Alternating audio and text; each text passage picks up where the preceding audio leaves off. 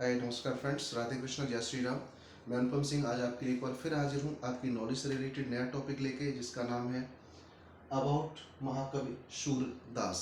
सूरदास जी के बारे में आज हम जानेंगे। सूरदास जी का जीवन परिचय संक्षिप्त में कैसे इनको हम जानते हैं, या जो बच्चे एग्ज़ाम देते हैं 10th का और जो आगे पढ़ाई करते हैं, या फिर जो छोटे बच्चे जो आगे पढ़ाई करेंगे, उनको भी थोड़ा इसके बारे में जानकारी रहेगी कि सूरदास जी कौन थे। क्योंकि लोगों को पता है, लेकिन बहुत से बच्चों को पता ही नहीं है कि सूरदास जी कौन थे। आजकल की जो जनरेशन है, तो हमें अपने जो ऋषि मुनि हैं या जो अपने कवि हैं, जो महान कवि हैं, उनके बारे में थोड़ा सी हमें जानकारी होनी चाहिए, जिससे कि आपसे कहीं पे कोई सवाल पूछा जाए, या फिर यहाँ पे कोई कभी किसी ऋषि से रिलेटेड या कुछ कवि से रिलेटेड बात हो, तो कम से कम आपको उसके बारे में थोड़ा बहुत ज्ञान हो।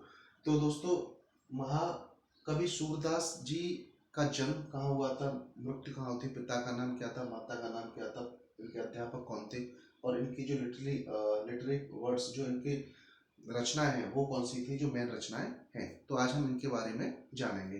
तो सूरदास जी, दोस्तों, सूरदास जी के बारे में बताया जाता है कि सूरदास जी का जन्म रोनकता नामक ग्राम में हुआ था। रोनकता, जो कि मथुरा और आगरा हाईवे पर स्थित है। तो इनके बारे में ये भी मत है कि ये जन्मांतर अंधे नहीं थे। ये प्रभु के दर्शन करने के बाद इनकी आंखों की रोशनी चली गई थी।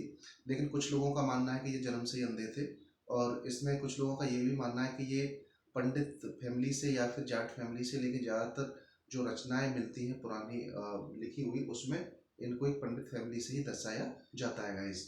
तो इनका जो जन्म है वो हुआ था 1478 ईस्वी में, और इनकी जो मृत्यु हुई थी वो हुई थी 1583 ईस्वी में। तो अराउंड 100 साल से ज़्यादा इन्होंने अपना जीवन जिया था। और इनके जो पिता का नाम था वो था पंडित रामदास, माता जी का नाम था जमुना दास।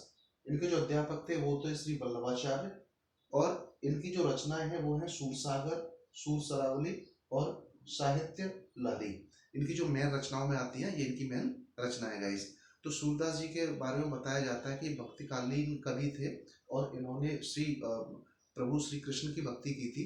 और इनकी भक्ति से प्रभावित होकर उस टाइम पे जो मुगल शासक था अकबर, वो भी इनसे मिलने के लिए वहाँ पे गया था। तो गाइस, इनके बारे में बताया जाता है कि प्रभु श्री कृष्ण की भक्ति में इतना डूबे रहते थे कि सिर्फ प्रभु कृष्ण की ही आराधना करते थे। और इनका जो जीवन है वो मोस्टली ब्रज क्षेत्र में ही इन्होंने अपना जीवन व्यतीत किया है गाइस। तो ये भक्तिकालीन कवि थे, श्री कृष्ण जी की रचनाएं करते थे, उनके गीत गाते थे, उनका कीर्तन करते थे। तो ये भक्तिकालीन कवि कहलाए। और दूसरा क्या है कि उस टाइम पे न केवल भारत में ही, विश्व में ये सबसे महान कवि, भक्तिकालीन कवि कहलाए हैं महाकवि सूरदास जी। तो दोस्तों, आज का वीडियो आपको अच्छा लगा होगा सूरदास जी के बारे में, तो प्लीज़ चैनल को सब्सक्राइब करें, लाइक करें, शेयर करें, और ज़्यादा से ज़्यादा बच्चों को, या जो भी हैं पढ़ाई से रिलेटेड या जो इन्फॉर्मेशन गैदर करते हैं, उनके पास इस चीज़ को, जो न्यूज़ को पहुँचाएं गाइस। तो मिलते हैं फिर नेक्स्ट वीडियो में। अब हम करेंगे अपना ग्रामर का नेक्स्ट टॉपिक, जिसका नाम है future perfect tense. Future continuous तक हम कवर कर चुके हैं, अब चलेगा हमारा फ्यूचर परफेक्ट टेंस। तो ये जो इन्फॉर्मेशन है, जो मैंने आपको बताया, इसके बिहाफ पे आप इनके बारे में, जब एग्जाम में आता है 10th क्लास में कि महाकवि सूरदास जी का जीवन परिचय लिखिए, है ना, तो इसके अकॉर्डिंग आप उसमें बहुत सारी चीज़ें लिख सकते हैं, जैसे मैंने आपको बताया गाइस। तो मिलते हैं फिर नेक्स्ट वीडियो में। तो अपना ध्यान रखें। नमस्कार, भाई, जय श्री राम, राधे कृष्ण।